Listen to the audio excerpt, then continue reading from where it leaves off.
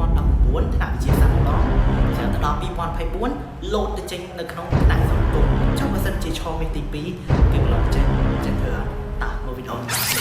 ដើម្បីធានាអានតេក្រាមួយនេះបានអ្នកនេះជួយចាំបន្តិចណាអានតេក្រាសេគុណ x គឺស្មើសេគុណ x អានតេក្រាមួយ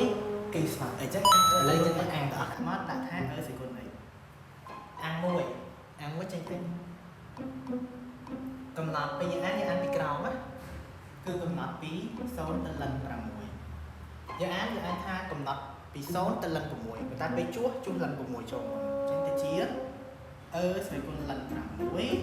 ដកលិន6ជួសចូលអស់ដាក់មកចូលអស់ដកដាក់នេះចូលម្ដងស្វ័យគុណ0ដក0ជួយមើលតិចមើល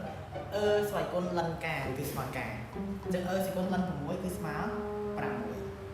លិន6ទុកវាចាដក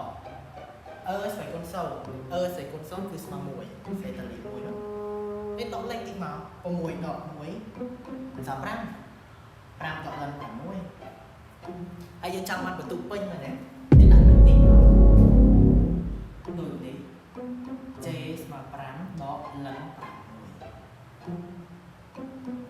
ឃើញអត់អានតេក្រាមានអីបបាក់អីអញ្ចឹងកុំភ្លេចរៀនទៀតផង